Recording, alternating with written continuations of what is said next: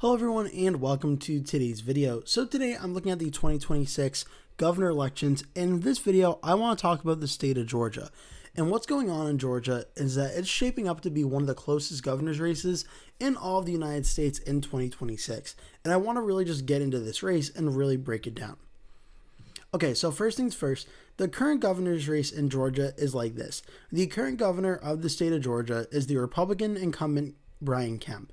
Now, Brian Kemp, you may be familiar with this name.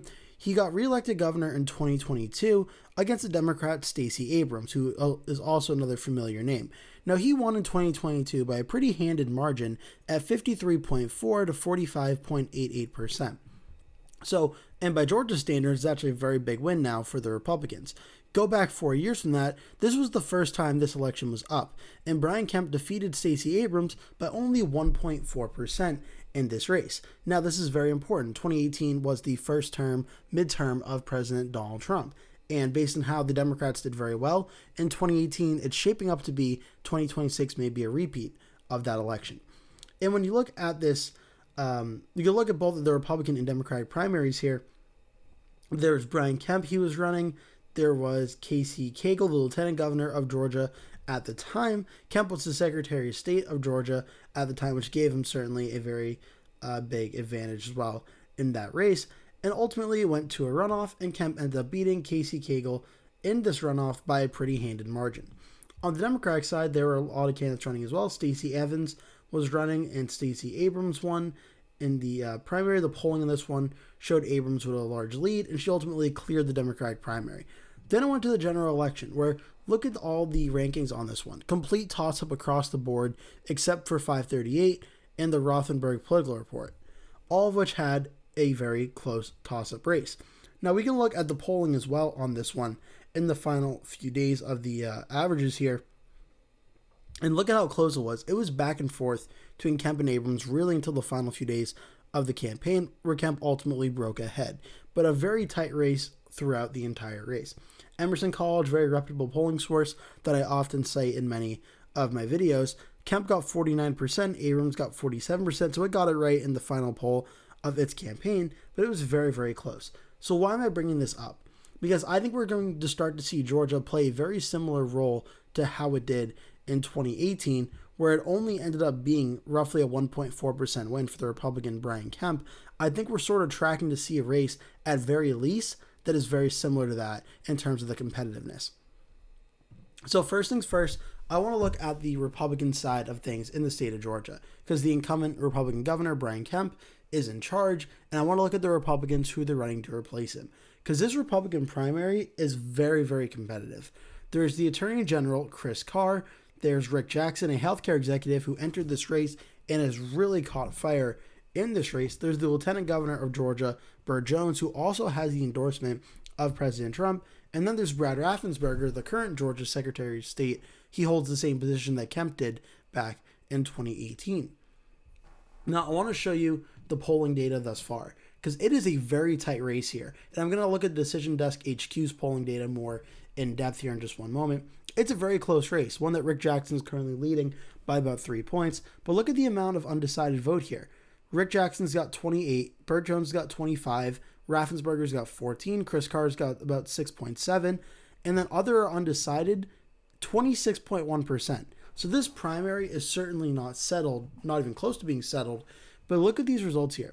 It started out with a lot of undecided vote, but Burt Jones was leading Brad Raffensberger by about 5 points. And then throughout November and into December, Burt Jones continued to lead over Brad Raffensberger and Chris Carr. But Rick Jackson entering this race has really changed things. When Jackson first joined, he was polling behind Burt Jones by about 7 points, and then he immediately tied with Burt Jones. He took the lead, and he has not been given up the lead since then. Now, if you go throughout the next maybe few months or so, Rick Jackson now leads at 28.6, Burt Jones at 24.9, Raffensberger 14, Chris Carr 7.2. It looks like, again, there's a ton of undecided vote left out there, so it is possible for Burt Jones or Brad Raffensberger to theoretically jump Rick Jackson, but Rick Jackson's been leading in this primary for a while now. It seems like Rick Jackson may be the Republican candidate to win on the Republican side.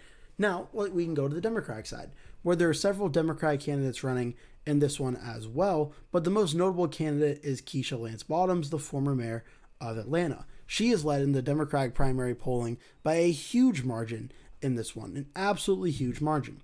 So also, while we're over here, I want to show the Democratic side as well, looking at first at the Calshi, I believe it's Calshi or the Poly Market Democratic primary winner here. Keisha Lance Bottoms is a massive favorite to win this race, a massive, massive favorite. And I'll look for the Republican ones in just one moment as well. But she's a massive favorite here, and there do have some early results for the early voting for this Democratic primary thus far. And where is turnout the highest for early voting? Fulton County, where Atlanta is, DeKalb County, the surrounding Gwinnett, the surrounding areas that are talked about a lot in all these elections that are key for Democratic success. That's where the Democrats are doing well thus far, as you would expect. On the Republican side, early voting as well here, similar.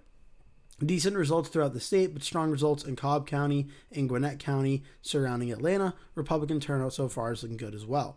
Now, in terms of the polling in this race, again, I just showed you, they don't have the Poly Market or the Calshi odds for this one on here, but it shows a very tight race. Now, for Georgia, what does a close race look like? Well, look at the 2024 presidential map. Donald Trump defeated Kamala Harris in the state by just a little bit more than 2 points, roughly about 2.2%, if you really want to get specific here.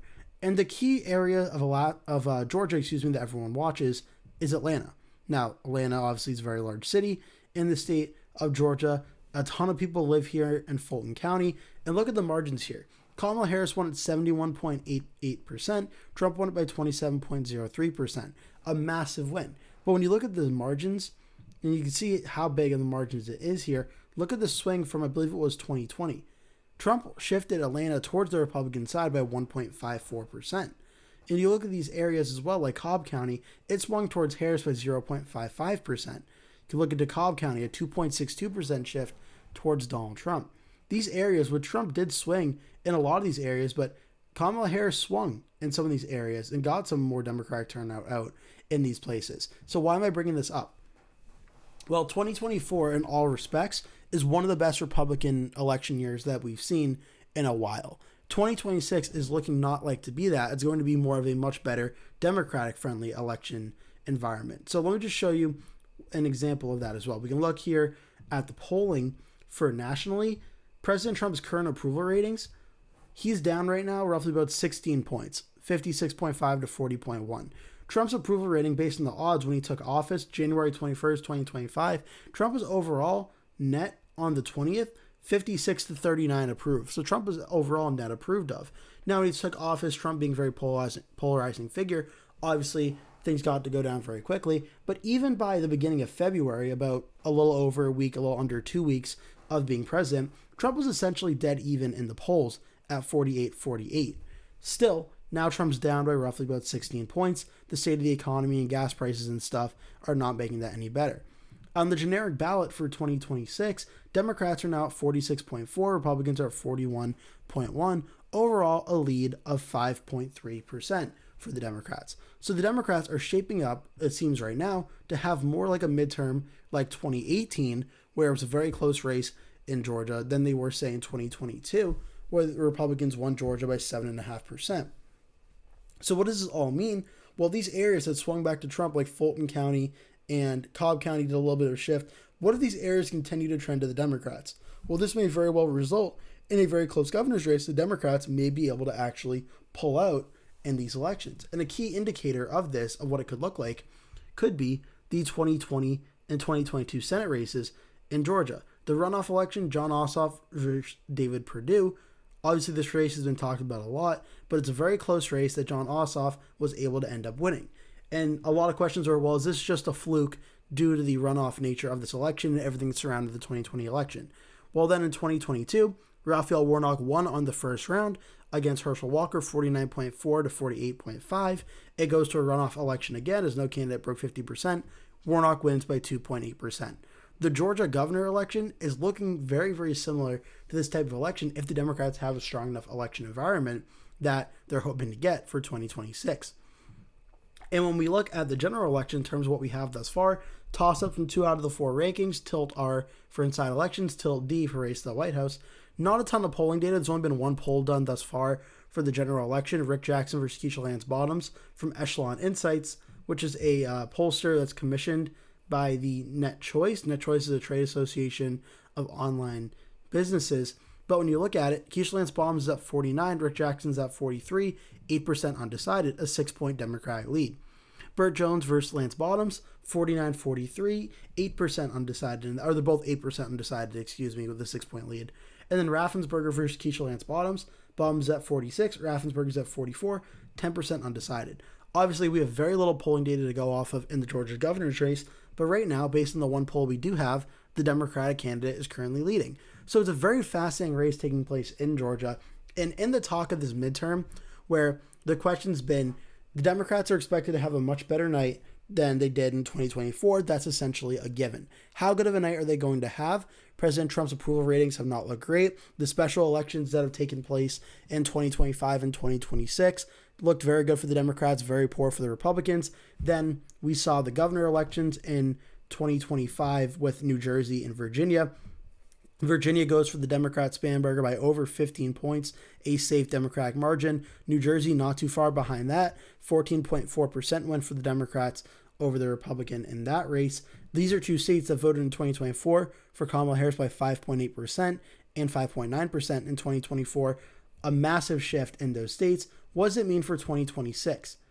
Well, for a governor's race that went red in 2022 for the incumbent by 7.5%, it would be tough for the Democrats to win. But in an open race, when the Republican won in 2018 by just 1.4% against a Democratic candidate, it's going to be very, very interesting to see how it goes for 2026. With a big enough swing from 2024 to 2025 in the governor elections in places like Virginia and New Jersey by that amount, could the Democrats win a state like Georgia that's a swing state?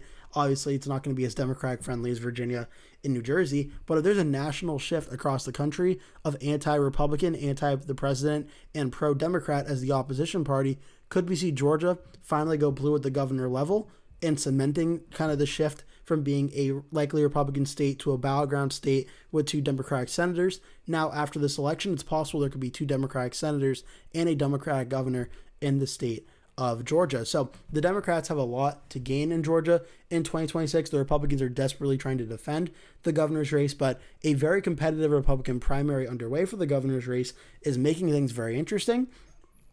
Possibly making things a little bit murkier, and it gives the Democrats an opening at potentially flipping this longtime Republican governor's race and flipping it blue. So it's very interesting to watch. I can't wait to see how this all plays out. Obviously, the primaries are coming up in just a few days as well, and we have to wait and see if it goes to a runoff election on the Republican side, which I anticipate that it probably will, as no candidate's going to break 50%. So we'll have to wait and see how that all goes. For now, I hope you enjoyed this video. Make sure to like and subscribe if you did. Leave a comment below. Tell me your thoughts, and I hope to see you in a future video.